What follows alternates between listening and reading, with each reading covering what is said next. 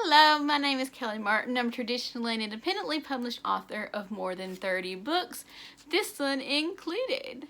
Today we're going to keep going on our Never Kiss the Dead read-along. Now, we left off at chapter 4. There's been an accident, and we're going to kind of see what happens from there. I have a whole playlist if you want to watch the whole thing that we're reading through. This is also, it's not just a read along, it's about me going behind the scenes to tell you kind of some of the things I was thinking as I wrote it. So, let's get started. I'm warm, which is odd since I don't remember being actually warm for a long time. Hot, yes. Hot like when I felt Sumner in my room. That's a different feeling. That feeling is terrifying. This feeling is comforting. I had a blanket at Southern Psych after they decided I wouldn't hang myself with it, but the dark, dank room never allowed my bones to get really warm. Or maybe it hadn't been the room at all. Maybe it was me. Whatever the case, I'm warm now. Not hot, not burning, not sweating. I'm warm and sinking into the fluffiest cloud ever. Maybe Ramsey took me to heaven. Maybe I'm floating on the cloud to see Jesus and God and all of creation. Then again, I haven't thought I'd actually make it to heaven in years. When I'm gone, it'll be warm all right. Warm and hot with fire and brimstone. She's a very optimistic person, isn't she, our Mercy? My eyes fly open and I sit up so fast my head starts spinning. I can tell I haven't eaten in way too long. My head hurts, my stomach hates me. Such a fun time being me. Would you stop that? Ramsey sits on the bed next to me, waving his hand over my face. And bam, my headache is gone. I reach up and touch my temple, which had been pounding a few seconds ago. Cool trick, and I mean it. If I could heal myself or someone else anytime I wanted, I'd do it all the time. Where was he when I'd been in the hospital after the car wreck? He could have just zapped me back to the physical health. Can he do the same for mental health?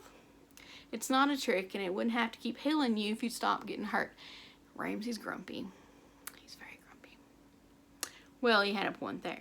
I throw my feet off the bed and let my bare toes dangle, the tips barely hitting the floor as I rock them back and forth. Okay, I need to think. I'm in a hotel room. That's fairly obvious. I'm in a rather run-down hotel room. The walls are dark paneling. Some of the panels are blending up from the actual wall. And if I look close enough, I bet there's even peepholes for weirdos to look in at the people here doing Lord knows what. Oh no, there's only one bed. There's a certain smell of mustiness mixed with mold, mixed with other smells I'd rather not analyze. There's a door in front of me with a dent in it, a bathroom I'd say. I can't see much in there except the light is on, the glow is orange, and I think a flamingo is staring at me. I'm sure these aren't the accommodations you're used to. The bed moved behind me, letting me know he'd gotten up. I was in a mental institution for years. Anything besides the smell of bleach and hospital cleaner is heavenly. I hope he bought it, because yeah, it was nice to be somewhere other than my room, but I also have my mom's voice yelling in my head that there are probably bed bugs. I'd probably lain in them, and I'm probably infested. That came from a book convention I was at one time.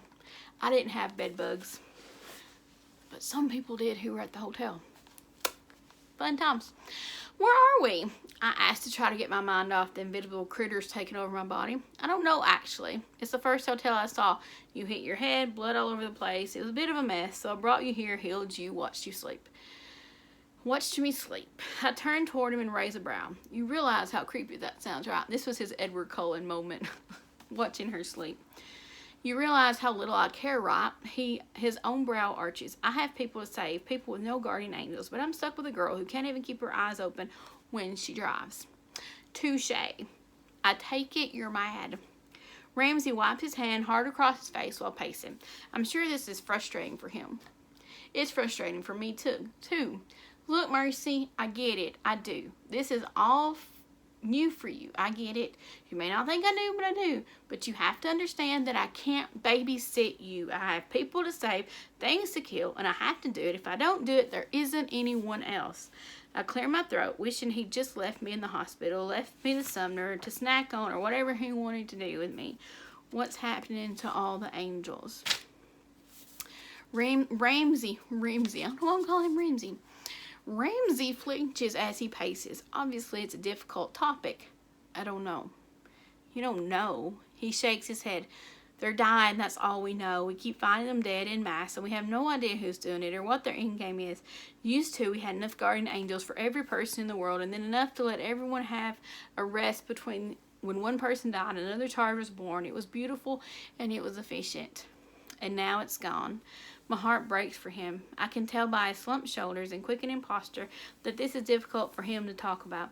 Those angels were his co-workers at the very least, his family possibly, not that I'm asking him how the whole angel thing works right now, and something is killing them, and not even heaven knows what. Now it's gone. He leans back on the TV stand that wobbles under his weight. Ramsey doesn't flinch though. He crosses his arms and stares into some unforeseen spot on the wall. We all have hundreds of charges now, and we only have time to step in when something catastrophic, something outside the normal realm of death occurs. Problem is, those are occurring more and more frequently. Like me and the demon, I shiver, not wanting to remember how nice he looked. He's talking about Sumner. How he said it wasn't personal. Why wasn't it personal? That's different. He bites his lip and stands clearly done with his conversation. We need to get you some food. There's a restaurant a few buildings down. I don't guarantee any sort of great food, but it has to be nothing. You think I have time to eat? Ramsey sighs. Mercy, I can heal your body. Any cut, any injury, and any unnatural ailment I can cure. Can you heal my mind? I say the words before I think better of it. I wish I could tell him to ignore it. I don't want to talk about being crazy, and I'm sure he doesn't want to deal with it either. Ramsey bites his lips, studying me. There's something in the way he looks at me, something I can't quite place. Is it compassion, fear, frustration? I can see the figurative wheels in his head turning away, and I know as well as I'm sitting here that there is much more to his story. That's foreshadowing. Kind of come up in book 2, by the way. I take that as a no. Physical and mental are completely different issues. And besides, whatever is going on with you, I don't think it's an illness. I think it's something you were born with. I think it was something born in you. You think I see things because I was born with a gift or something? Or a curse, he adds ominously. Great. I roll my eyes and fall back on the bed. Once my hair hits the sheets, I suddenly remember Mama's warning of bed bugs and roll to the floor.